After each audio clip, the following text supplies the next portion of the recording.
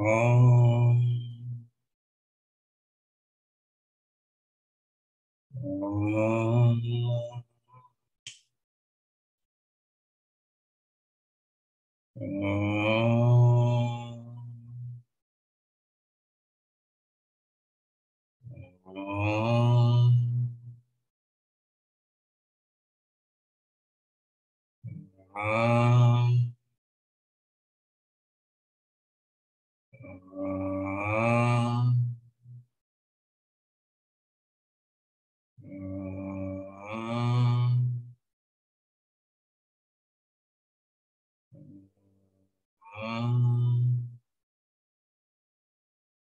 Heru makeru,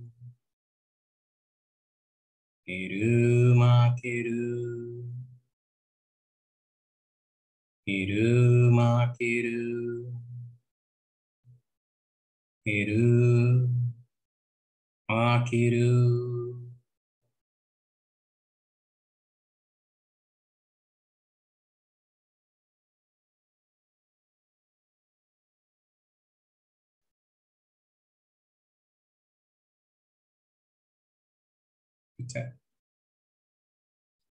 Okay, so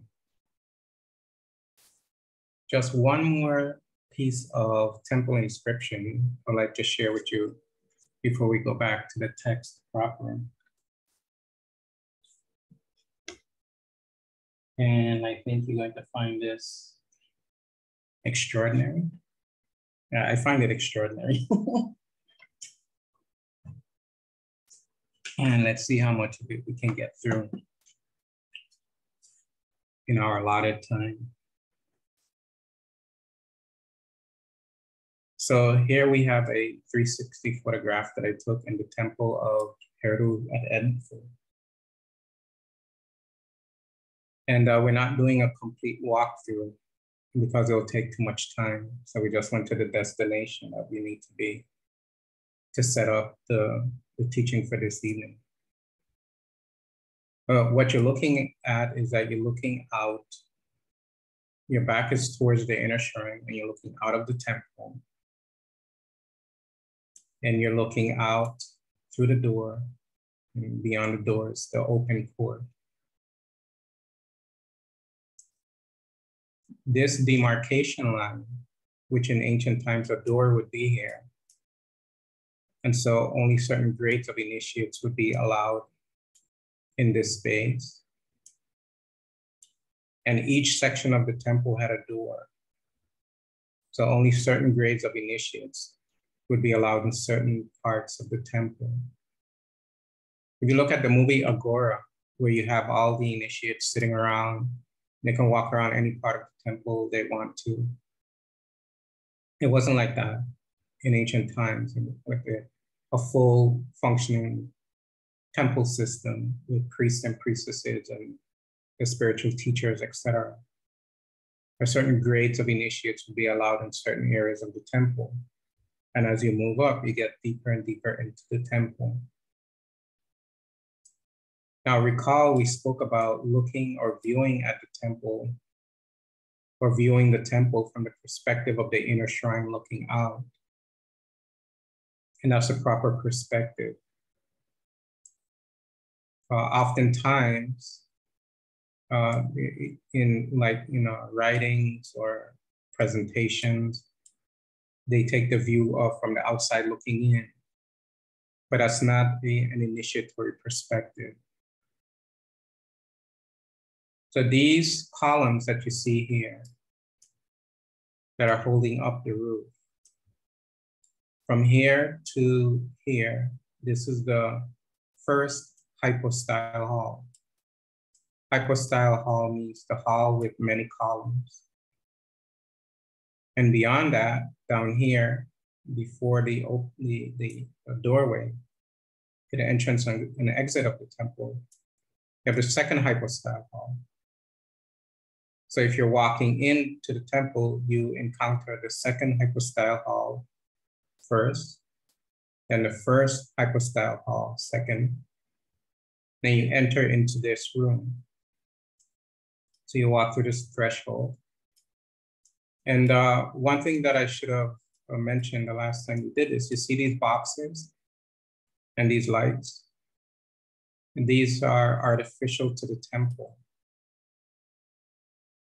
meaning that these are additions for the lighting of the temple, for light shows that do, etc. These are not original parts of the temple. These were put in modern times for entertainment purposes and to light the temple, etc. So if you walk into this room,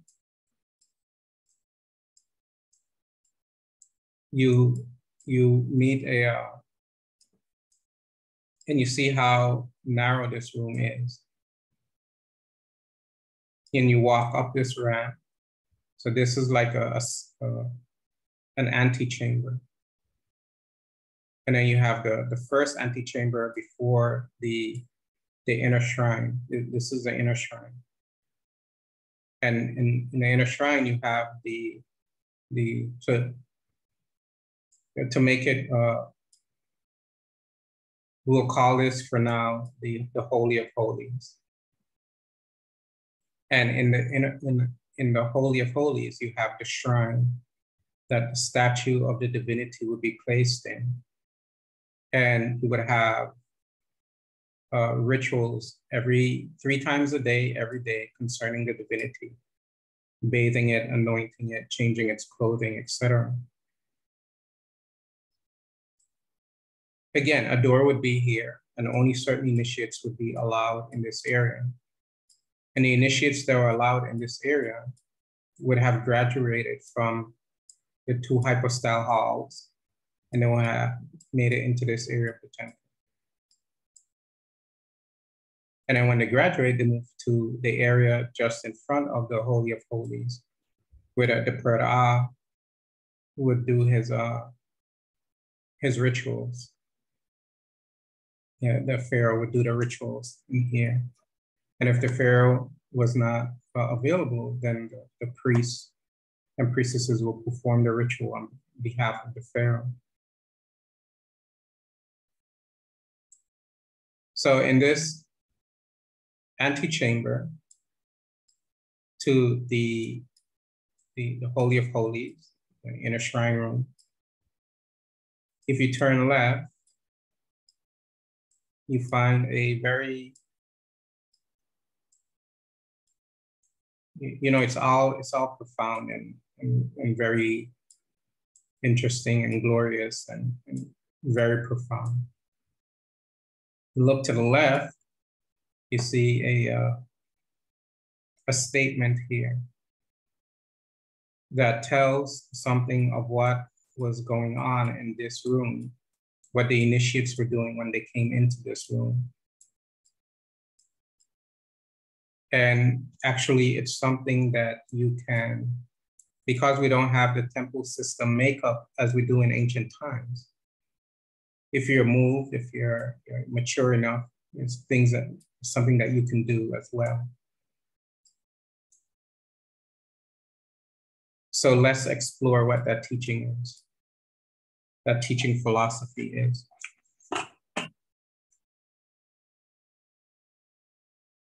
You see there's a stairway. Let's not digress too much.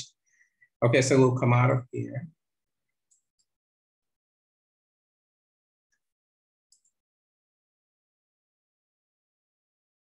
Let me share screen here. And here's the wall I was talking about.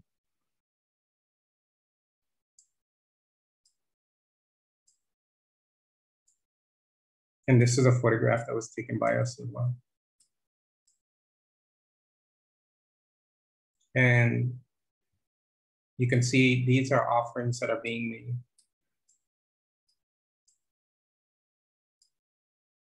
Here's the Purdah. Here's the Purdah manifesting, acting as happy. Here's a Purdah manifesting, acting as, the female divinity.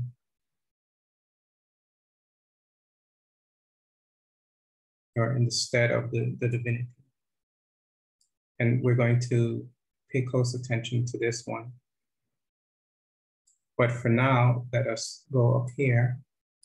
You can see this is a kind of a heading text above the ritual offerings.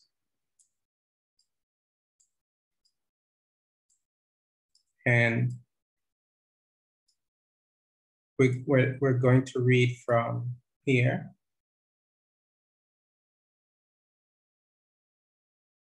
So we're not going to deal with this area just yet. We're going to read from here to the end of the line, to the end of the wall. Yeah, that's the important point, important part. It's all important, but you'll see what I mean.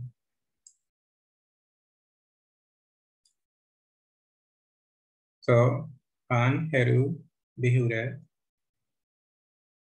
Asper es wash an menkabnu Ubenra ma ari ketu en Heru an nu pesh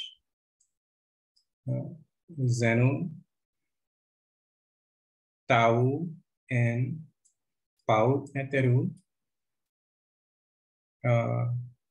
ka aket senjenu dua antet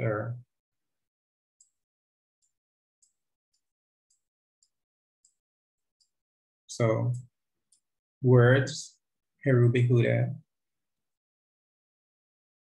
words on behalf or by Heru Behudet, who is in this abode, this place, where devotions are being given to this venerable, effulgent, glowing, creative spirit. To see to see the offering, Haripur offering here, doing the divine things for Heru in the abode of gold, where the offerings are being divided up amongst them, which are the cakes, the offerings for the company of gods and goddesses. And this labor of these offerings of cakes, this is tau, of cakes and bread, in adoration, love, affection for the divine. Do not be lazy, do not be uncaring, do not be indifferent, do not be diminutive in your offerings.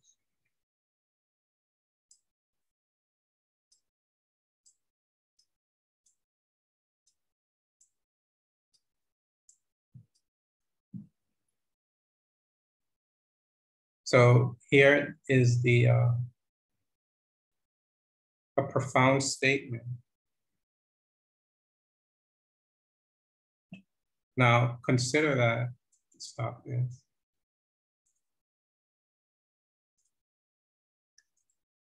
Consider that the initiates would have, and this is after years and years of study and practice and purification of heart, would have made their way into this room to receive the teachings of this room. And again, there would be a door here, so you will not be able to see the inner shrine room. So you'll be locked in this area. This door will be closed, so the initiates below them who made it here would not be able to see in. You can see there's a side entrance. You can go in and out. And one of the instructions, one of the teachings that they receive is on this wall concerning the giving of the offering.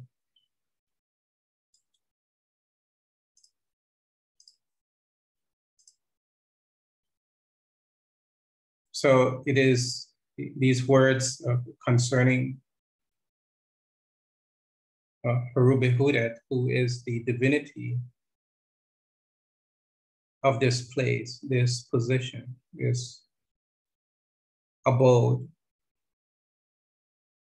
And the term that is being given as abode is the throne seat with the T and the per determinative, means pronounced as and means abode. And this is the abode of Eswash or Swash, giving the veneration and the adorations, the devotional worship to that divinity. So this is a devotional worship room. And you have to keep it in a proper context. You're not thinking that the priests and priestesses are coming in here doing their rituals, then they're going to fight a war outside, killing people and stuff like that, all of that kind of minutia, misunderstanding. These were priests, priestesses of the divinity. And if you make it into this level of the temple, you're a dedicated initiate of the temple, philosophy. But during the time that this temple was built, there was trouble already. This was built during the Ptolemaic period. But it's understood that the teachings and inscriptions, if you find the ones that are authentic, in keeping in line with the teaching of philosophy, are teachings of an derived from a very ancient period before the Ptolemaic period. And this line of text certainly qualifies as authentic, as an authentic teaching. Because some of you have to be careful when you're going through the Ptolemaic period text, because some of it is off. Some of it is not philosophically sound because of what was going on at the time period during that period of ancient Egyptian civilization. When at that time, things were already starting to unravel, and that affected the philosophy.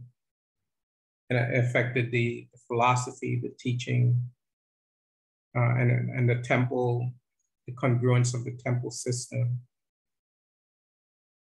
So you can't just go willy-nilly accepting everything in every of the Ptolemaic temples. You have to see which are philosophically sound principles that carry the tenet of the ancient Egyptian philosophy and religion in an authentic manner. And so here, Behudet is in the position of receiving the offerings. And this term mankab, it means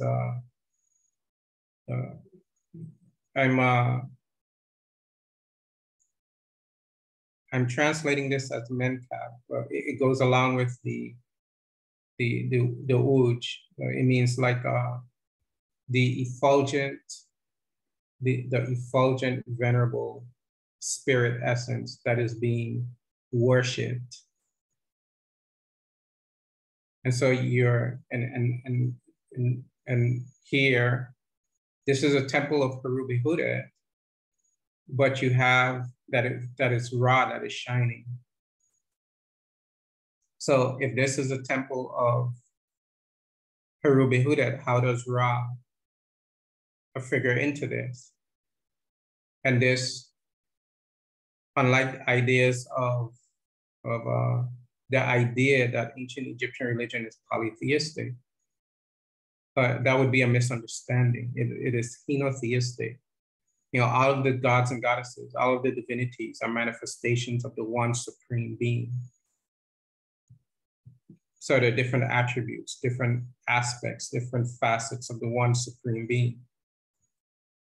So Akhenaten wasn't the first monotheist. In fact, ancient Egyptian religion is not monotheism. So Akhenaten could not be a monotheist. But, you know, that's an involved, in-depth philosophical discussion, you know, that we're not going to have right now. But we've had before. I've written a book on the issue. So this effulgent spirit essence that is shining, that is so you're giving that the veneration, the worship, and so Heru Behudet is manifesting as the shining effulgent spirit essence, and that is what is being worshipped. So Heru Behudet is illuminated, is shining spirit light, and you're worshiping that, you know, that essence, which is the supreme essence of one's own being. And to see oops, it's another lecture. Let's see. Okay. And to see the offering that is being given in the house. So in other words, in the hall of offering. So this is sort of like a hall where the offerings are being given. And you have your physical offerings. So you have your stalks of wheat, you have your cakes and breads, your stalks of wheat, you have your libations and your oils, and you have your, you know, more of your cakes and breads and so forth. And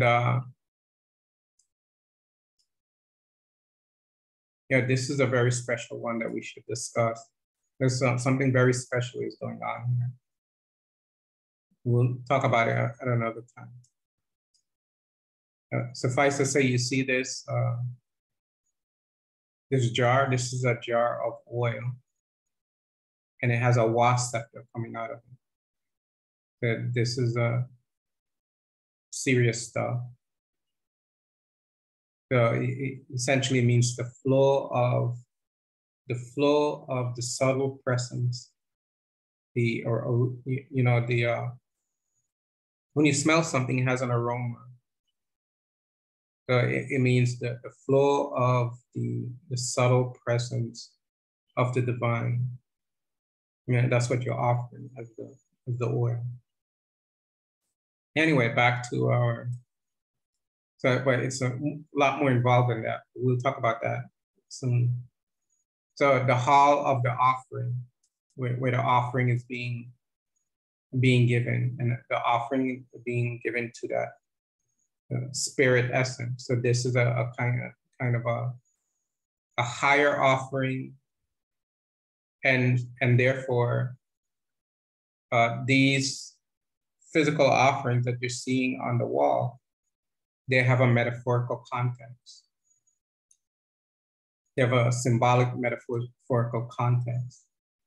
And so these are more like offerings of the mind, because here you're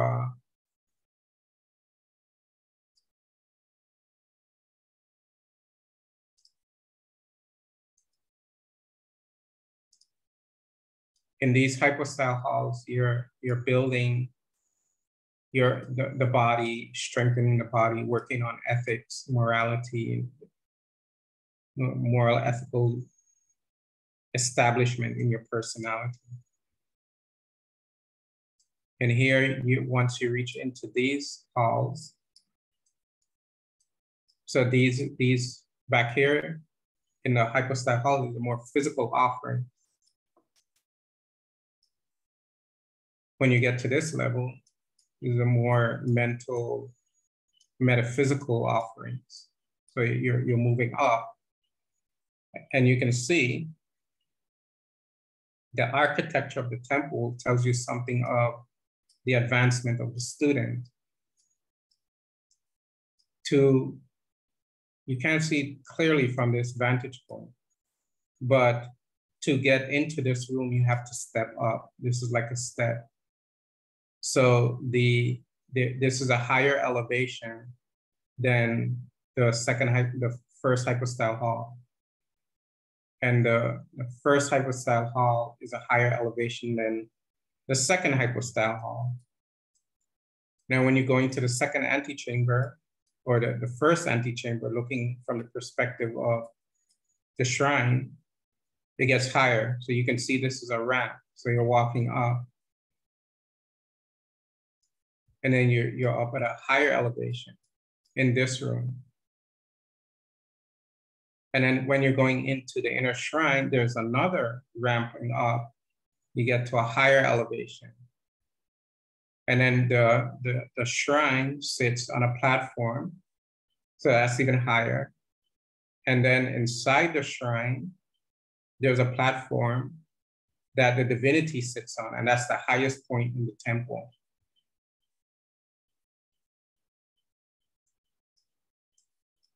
So when this is the offering hall.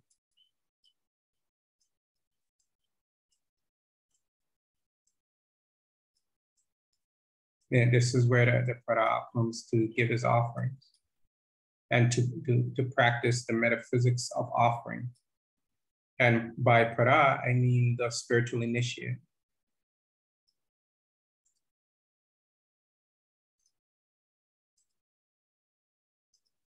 So offerings seems like child games, but their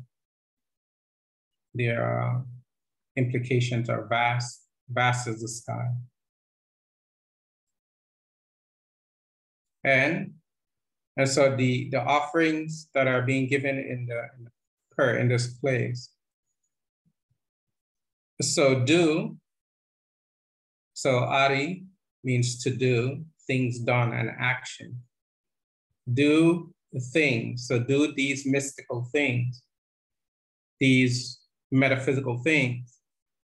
So these are having a deja vu. These are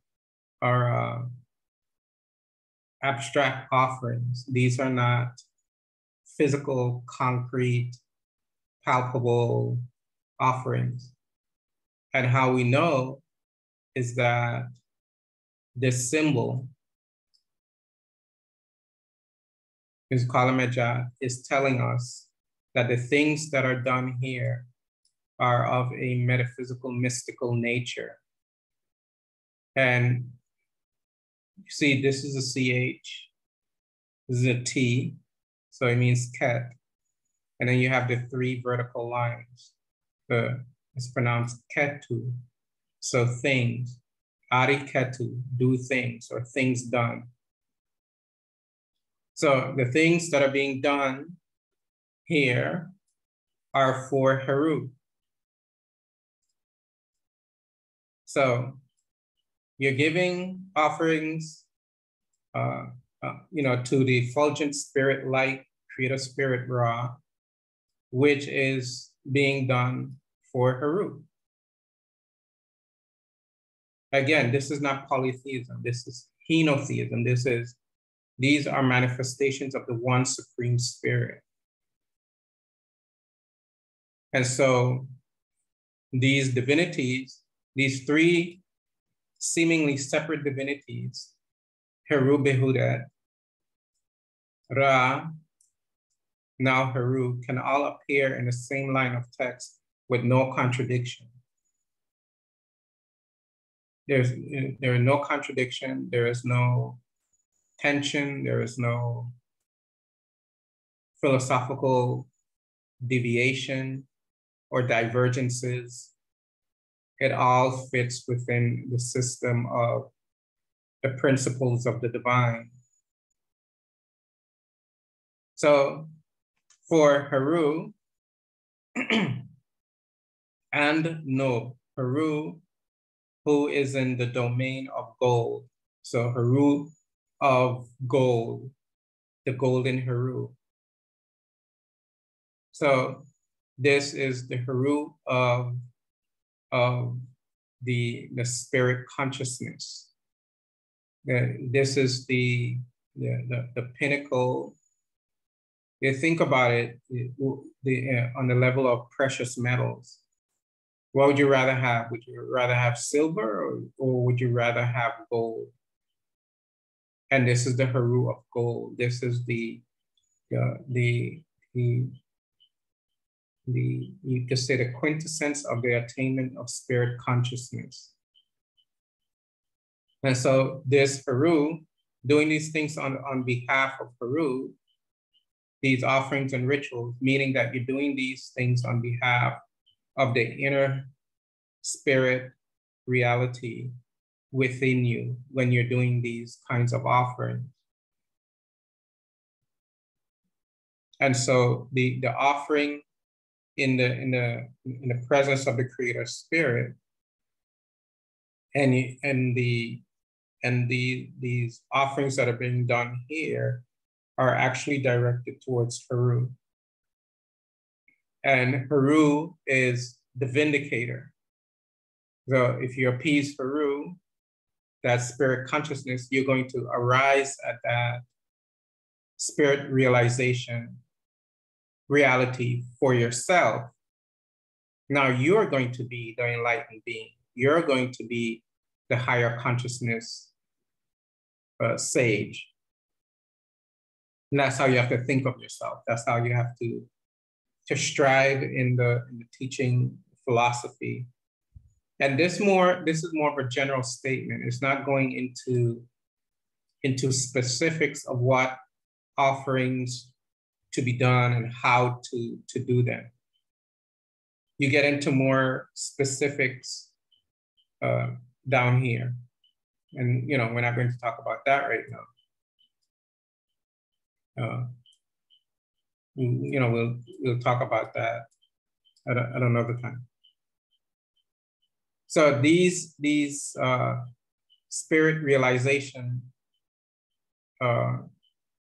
these things that are done brings about a higher spiritual realization where you realize that you are the pure essence of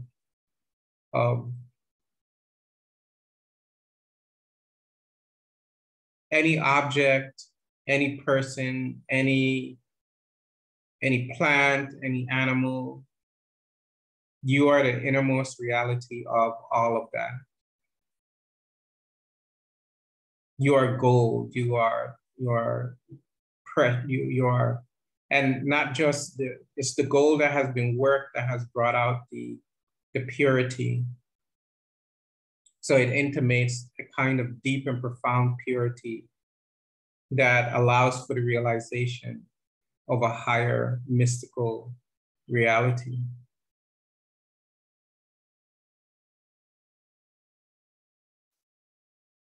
And the Pesh means that the Pesh Zenu. So the people who do these kinds of offerings, they take the cakes and they divide them. And they divide them amongst, and I'm going to show you something very ancient. And you see this mostly in the pyramid text. And so Pesh, they're divide the cakes for the company of gods and goddesses. And this is a very ancient way of writing gods and goddesses. You find it in the pyramid text, which the pyramid texts are the oldest religious writings that we know of in human history.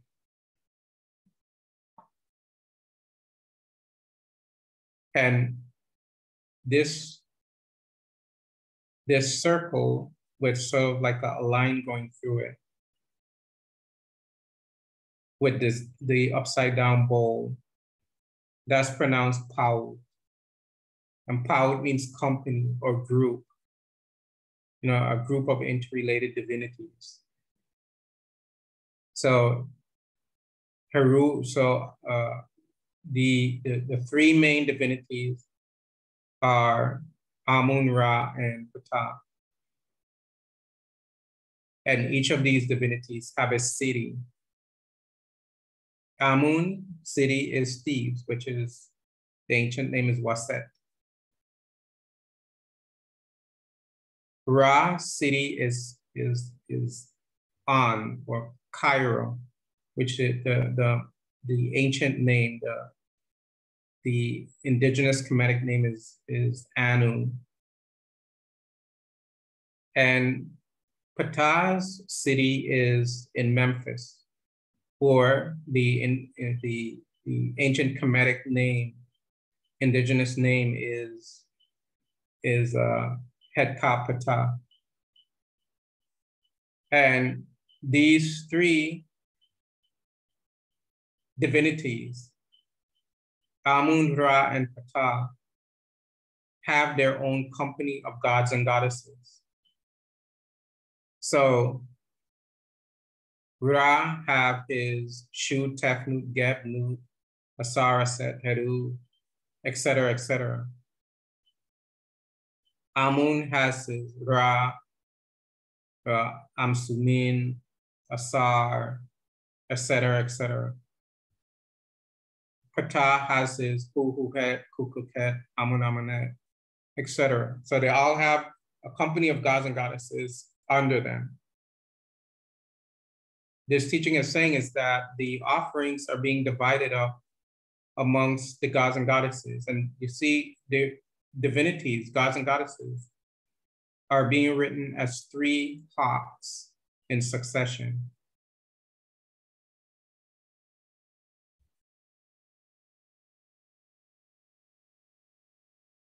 So it means that all of the gods and goddesses are manifestation from the creative solar principle, which is Ra.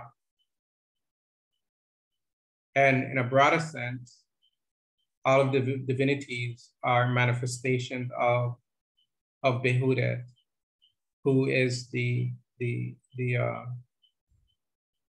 meaning the Behudet who is over the winged disc, the Behudet who is the winged disc, with the sun in the center, sun disk in the center. All of the divinities are manifestations of that one spirit center. And that's why they're using the hawk. So all of the gods and goddesses are manifestations of the single creator spirit. So the offerings are being divided up amongst the gods and goddesses. So you come, you give a cake to this one, a cake to that one, a cake to that one. You're worshiping all of the divinities. And therefore there's no contradiction. You're not saying my divinity is Ra and your divinity is Ptah. So we have to have a conflict with each other. We have to fight each other. Your divinity is Amun, my divinity is Aton. So we're going to have a conflict. We're going to have a war with each other. And that is, paint things, that's a misunderstanding. That didn't happen. It could not have happened based upon the understanding of the teaching and the philosophy.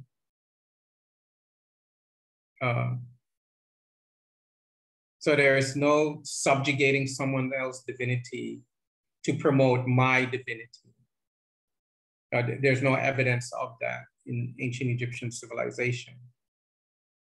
And in fact, the priests and priestesses, the sages, are taught, and we know that because it's telling us right here.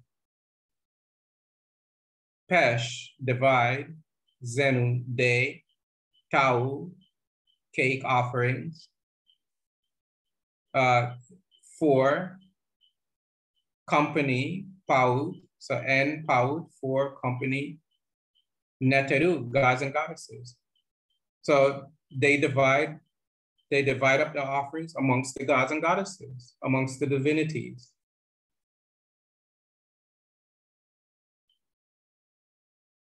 And if you are offering, now if we go back,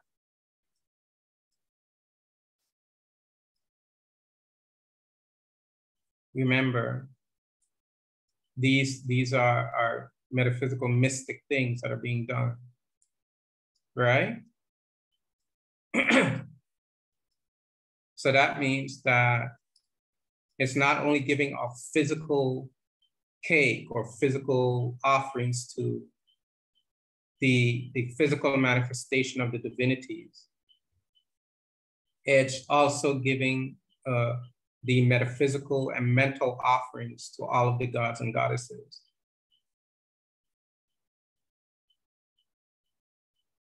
So you're giving offerings to this divinity, to that divinity, to that divinity. So to Amun, to Ra, to Ptah, to Sekhmet, to Nefertem, to Aset, to Heteru, to Net, to Selkit, to Khonsu, all of the gods and goddesses. And this is a powerful and profound way of opening your heart to the divine, sublimating the ego, and disintegrating the notion of religious misapprehension in the mind, to realize the totality of the spirit that is the essence of all divinities. So therefore, you cannot be at war with another person for their idea, their concept, or their system of divinity, because the one spirit essence permeates them all. So it turns off the ignorance. It diffuses the ignorance. It diffuses the religious misapprehension.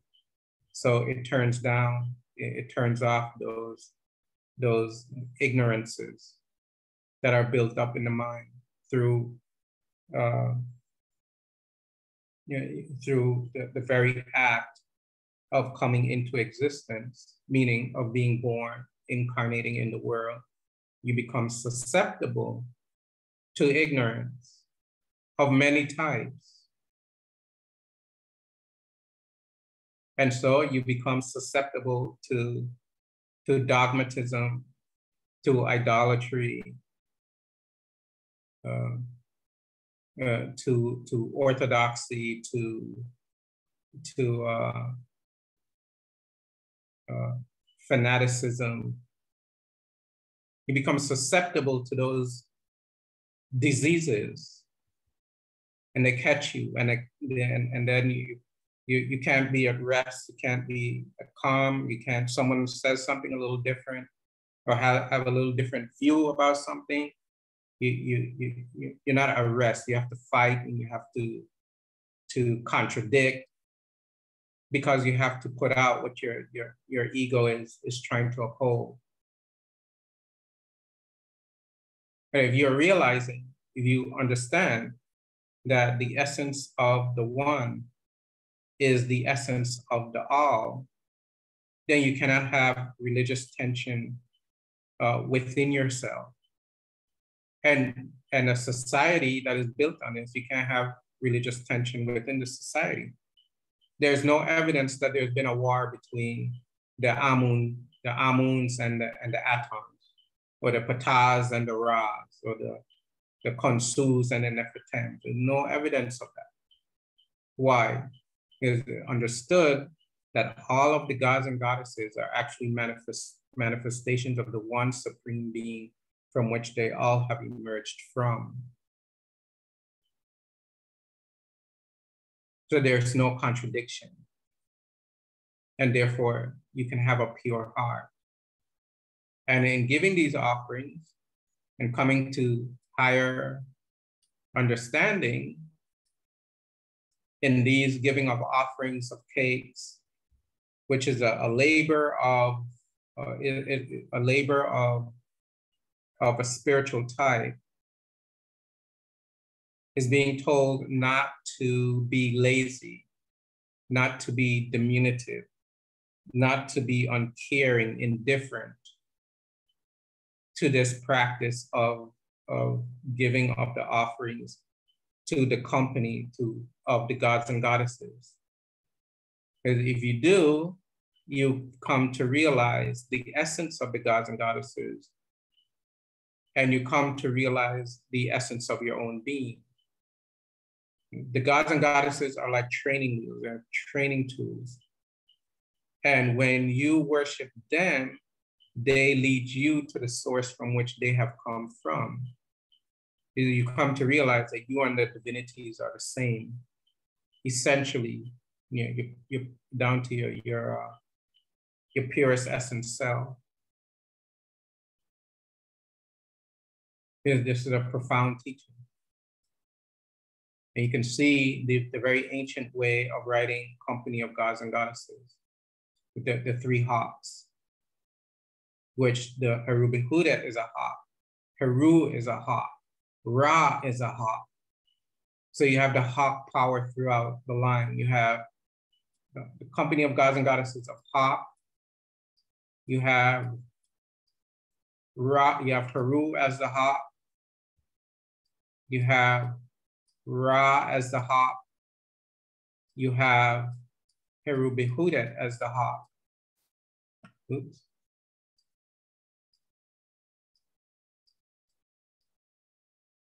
Oh, okay. This I know. You have Heru Behudet as the hawk here. So you have 1, 2, 3, 6 hawks. And so that has implications for the psycho-spiritual energy centers, you know, what are commonly referred to as the chakras, has implications for that, the cleansing and the purifying of the psycho-spiritual energy center system, the building up and conjuring of the psychic power energy through the Sefek Barau, meaning the psycho-spiritual energy centers, meaning the, what other systems call chakras. So it has implications for that as well. So it's a whole metaphysical process that is going on. Okay, so we'll stop there for this evening.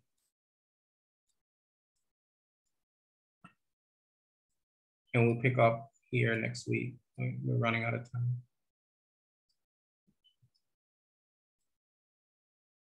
Are there any questions? Yes, Uja. Uja? I want just to understand, if you give the offering to your tutelary divinity, does that mean you give an offer with all the divinity, or you have to give to Ra and to Ptah the then after, or to Sekhmet? How does that work? Yes. So based on the formula, it says to divide. So divide they. So they divide the offerings to the company of gods and goddesses. So it's all the gods and goddesses of the pantheon that you're working. So if your divinity is Ptah, then Ptah, Sekhmet, and Nefertem, like that. And that's why it is being referred to as a labor, a kind of work, a kind of effort that you have to put forth. So it's giving offerings in repetition. Offerings become more powerful when you give them in repetition. If you're giving like one here and one there, there's a somewhat of an effect. But if you give in repetition, you build up energy and create a cosmic pattern in your worship space. And these, when you're giving offerings to all of these divinities in the pantheon, you're gaining insight into each of the divinity of the system that you're working with. So you're not just stuck at Ptah, but you're learning Ptah's relationship to Sekhmet, Sekhmet relationship to Nefertem, Nefertem relationship to Ptah, Ptah relationship to Nefertem, Sekhmet relationship to Ptah, Sekhmet relationship to Nefertem. So you're learning the whole system intuitively and feeling wise, and feeling wise, energy wise, thought wise, that kind of thing. And these, and when you're starting to do that, then you are starting to generate within yourself certain feelings, energies, vibrations, and those give you insight into your own divine nature. So if you don't have the time to do all of your divinities, then do the main one. Do Ptah. If your divinity, if you're working with the theology of Anu, do Ra. At least do that one.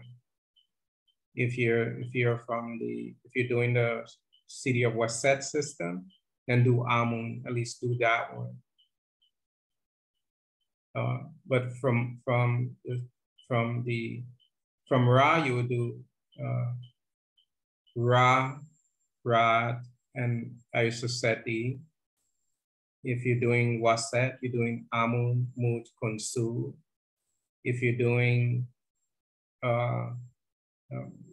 Het Kapata, doing Ptah, Sekhmet, Nefertem, and doing those three, doing the trinities of those systems, that's an abbreviated way of doing it, actually, because there are more divinities than those in their pantheon. So by giving only to the three main ones, you're still getting a powerful effect. But the idea is to go to work, and this is not a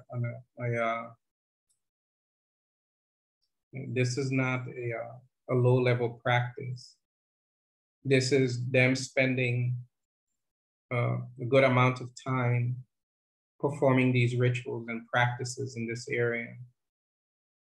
So they're doing it for hours and not just doing it and then going to work like we have to do. We do something in the morning, do a little ritual in the morning, then out the door. But they're living in the temple precinct. They're spending hours and hours and hours of time, day and night, in the temple. So in the modern time, you can set aside a time early in the morning when you wake up before you go to work, or late at night before you go to bed, to do a little offering ritual and then go to bed, something like that. But if you're thinking along the lines of how it was done in ancient times, the pure practice, it's a lot. It's a lot. But you have to adjust your spiritual sensitivities to how the world is now, which is not good. It's not really conducive because of the direction that humanity went into. Humanity went more into a materialistic way of life or materialistic focus of life. And so how the societies are constructed can seem in contradiction or can appear in contradiction to a spiritual life. It really isn't. But for certain personalities, it can appear that way because it takes more effort to work it out in your life and how you're going to involve your direct spiritual practice in your life. So the best way is to find time in the morning or time at night. And then when you go to work, you're at work. You're focused at your job, you're doing your work, but you're not yelling and screaming and acting up with people either. But you're at work. If you have a family, when you're with your family, you're at your family, you're there. And then when you're doing your spiritual work, everything else falls off. You're there. So you compartmentalize like that, day by day, and you make progress. You'll see changes in your personality. You'll become more calm, more relaxed, more at peace, more in tune with divine nature, like that.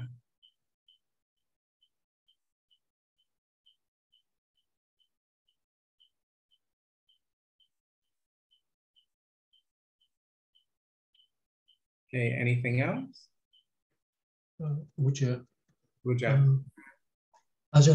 These offerings are of a higher nature. So are there times when offerings are given without physical, like cakes and things like that? Yes, that's what I was saying. In this room, these offerings they have some physical aspects, but these offerings are more abstract. Most of the offerings are not physical. They're offerings that are being done with the mind. And so you can visualize giving offerings. Instead of giving the physical offering, you visualize it, and that's a more powerful offering. And then there are other metaphysical practices that you do that are not just merely visualization. But if you're doing the visualization, that's a higher offering than giving a physical offering. But you have to do it with the same devotion, with the same surrender, with the same humility. And that's what's coming out here in this term, doing. The same humility, the same surrender, the same openness of heart, effacing the ego. So if we look at it from a hieroglyphs physics perspective, you'll see that the abstract offering, that's what's coming through this symbol. The abstract offering is to be done with devotion and with humility, with openness and effacement of ego.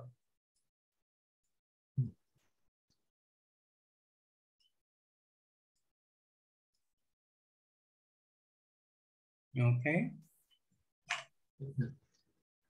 I answered your question, or is there something else? Hey, no, that was it. Okay, I'll do it.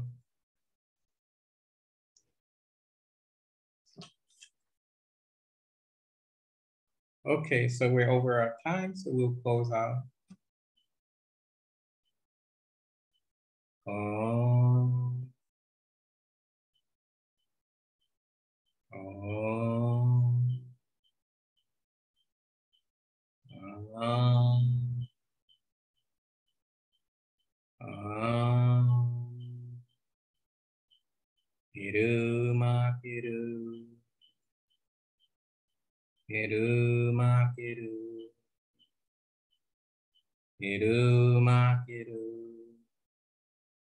Heru ma Heru. Attack. Do everyone until we meet again. Attack. That's it.